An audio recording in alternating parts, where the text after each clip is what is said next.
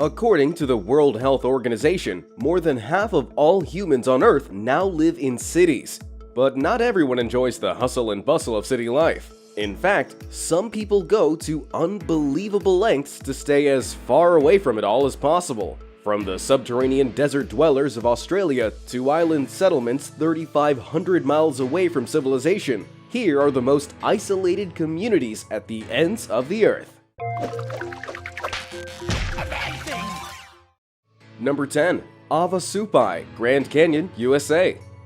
In an Indian reservation in northern Arizona, there exists a tiny, reclusive community of 208 people. Nestled at the very bottom of the Grand Canyon, the Supai tribe is the most remote settlement in America's lower 48 states. Known as the people of the blue-green water after their stunning natural surroundings, the Supai have resided there for almost 1,000 years. They are the embodiment of living off the land, existing as farmers in the summertime and hunters of the surrounding plateaus in the winter.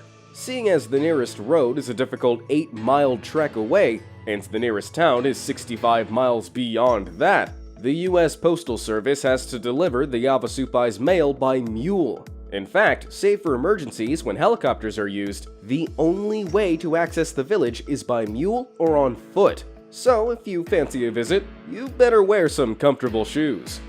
Number 9. Pedy Australia. In 1915, while searching for gold in the middle of the Australian outback, 14-year-old William Hutchinson found an opal. His discovery led to the construction of what would become known as the opal capital of the world. Despite its regal title, only 2,500 people live there, and for good reason. Temperatures have been known to reach 117 degrees Fahrenheit, which has encouraged settlers to construct their homes, known as dugouts, underground to avoid this scorching heat. In fact, the name Pedy comes from the Aboriginal Kupa Pita, which is commonly thought to mean white man's hole. I mean, it's accurate, but I can't help feeling the Aboriginals had a few inside jokes about that name. Anyway, this part of South Australian outback is incredibly arid and barren, meaning the town's water has to travel along 15 miles of pipes from an underground source. That's nothing though compared to the 170-mile journey to the nearest reasonably populated town. And even that has only 3,600 people. Settlements are understandably scarce in this region of the outback, and life is tough for those who do reside there. But if you've got aspirations in the opal industry, slap on some sunscreen, grab your shovel and pickaxe, and get ready to sweat. Number 8. Seeah Oasis, Egypt. Surrounded by hundreds of miles of empty Saharan desert, the Seeah Oasis is a surprisingly fertile ancient paradise, teeming with mineral springs, salt lakes, palms, and olive trees. Not to mention a culture that has gone largely unchanged for centuries thanks to its considerable isolation. Sitting 350 miles from Cairo and 155 miles from the nearest city, this oasis is far from a mirage, though it's certainly surreal. Much of the unusual yet magnificent architecture utilizes salt blocks gathered from nearby lakes in its construction, in a secretive method mostly unknown to the outside world. To paint a picture of just how culturally isolated this desert oasis really is, they only recently adopted electricity when a solar power plant was constructed in 2016. Through hundreds of years left mostly undisturbed, Seeah's 30,000 inhabitants have cemented their own unique culture and even their own unique language known as Seewi. Combined with its strange surroundings, these curiosities leave Seeah feeling like a trip back in time. Number 7. Palmerston Island, Pacific Ocean. More than 120 miles northeast of New Zealand, covered in palm trees and surrounded by a picturesque blue ocean, lies Palmerston Island. The tiny settlement can be found amongst a unique grouping of otherwise uninhabited islands, all seated atop a curious ring of coral in the Pacific and centered with a luscious blue lagoon. The island has only 62 inhabitants, and all, bar 3 of them, are the direct descendants of one man.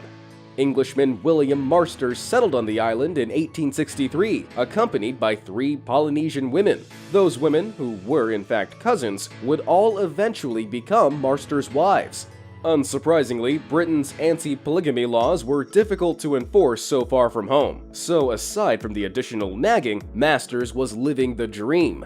Though 150 years have passed, Palmerston Island still remains a thoroughly isolated place. There are no shops, banks, or markets, and imports are rare. Instead, islanders trade fish and coconuts, drink rainwater, and rarely use money at all. They do have electricity, but only for 6 hours a day, due to limited fuel supplies. And while they recently installed a telephone station to communicate with the outside world and potential visitors, there's no hotel. Instead, islanders host guests in their homes, and are reportedly extremely welcoming. Palmerston proves an old saying, you're only ever 3 wives away from having your own island. Oh, okay, I made that up, but it sounds about right. Number 6. Korowai, Papua New Guinea. The tree-dwelling Korowai tribe of West Papua were only discovered by modern civilization as recently as the 1970s. Up until that point, they reportedly believed themselves to be the only people on the planet, besides the few other remote local tribes nearby. Indeed, they were so shocked by the discovery of technologically advanced outsiders that, to this day, they still refer to them as Laleo, or ghost demons. The Korowai remain one of the least contacted tribes in the world, though their numbers likely approach 4,000.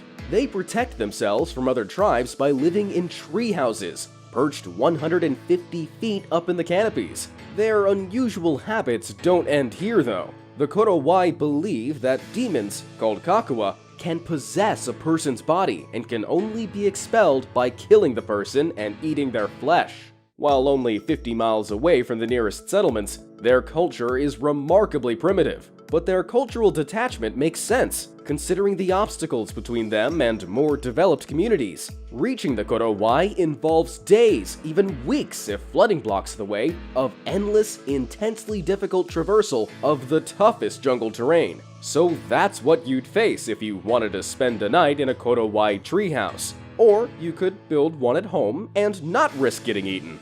Number 5. Oni Akan Russia.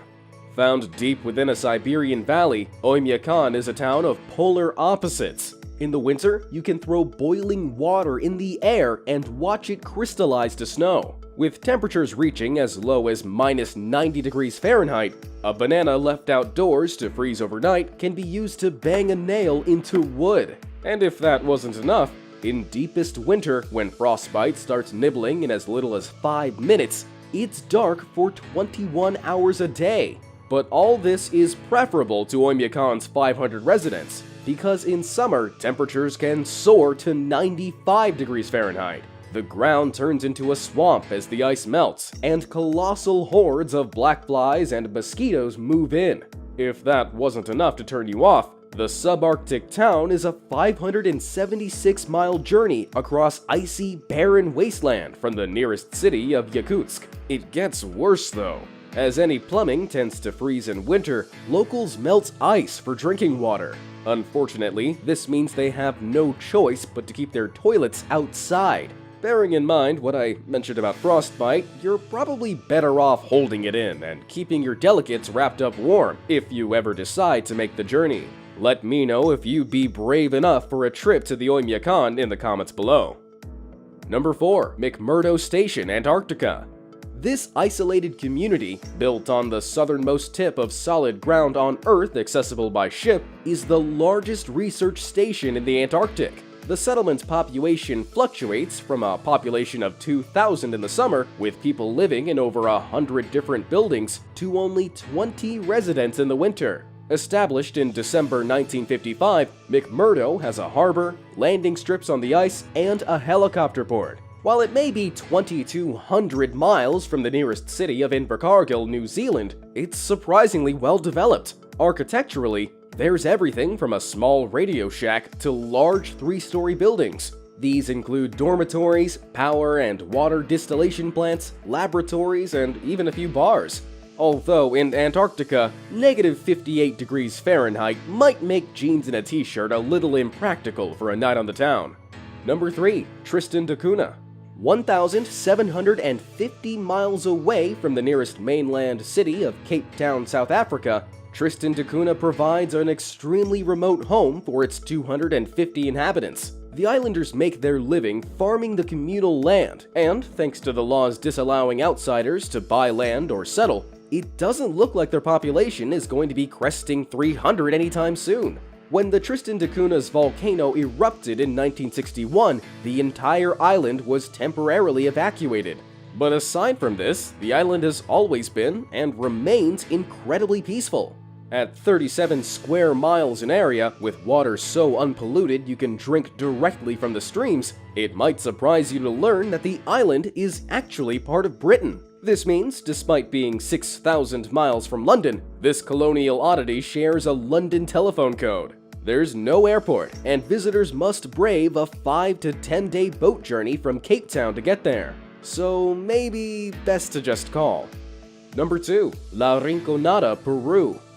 If you consider the unbelievable height at which it lies, La Rinconada is as close to the end of the earth as they come. On a mountainside in the Andes, 3 miles above sea level, it stands as the highest community in the world. This ramshackle town, with a population of around 50,000 people, features rudimentary houses made of metal sheets and little in the way of amenities. Local livelihoods almost entirely consist of toiling away on the mountain's surface in hopes of striking gold. Indeed, the discovery of gold reserves in the area laid the foundations for the town's construction.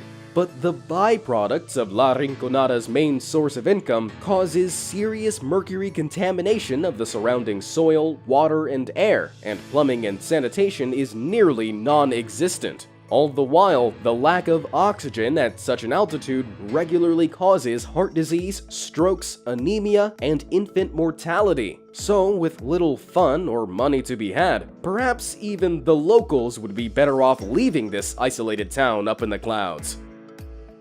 Before I unveil the most isolated community in the world, here are 2 places worthy of an honorable mention that didn't quite make the cut. Firstly, Socotra Island, Yemen. This island in the Indian Ocean is so isolated that a third of its plants are not found anywhere else in the world. This includes the alien-looking dragon's blood trees, so called because they bleed crimson sap when cut. Socotra Island is 400 miles from Yemen's capital, Sana'a, and although it has 40,000 inhabitants, they only built their first road back in 2011. Next up, Mochuo, Tibet. For half the year, the paths to this lush Tibetan county are covered in ice and are flooded with rain or mud the rest of the year. This makes it inaccessible by vehicles, placing an unavoidable, difficult 4-day trek in the way of any access. Despite their isolation, 10,000 Menba and Luba people continue living here. Their reasoning becomes clear when you see the views they're treated to every day. Number 1. Pitcairn Island. In the middle of the South Pacific, 3,300 miles from their closest neighbors in New Zealand, 50 people reside in the most isolated settlement on Earth. A mere 20 square miles in size, the island is only reachable via a 32-hour boat ride. This boat departs from the equally isolated French Polynesian island of Mangariva, and trips only occur once every 3 months.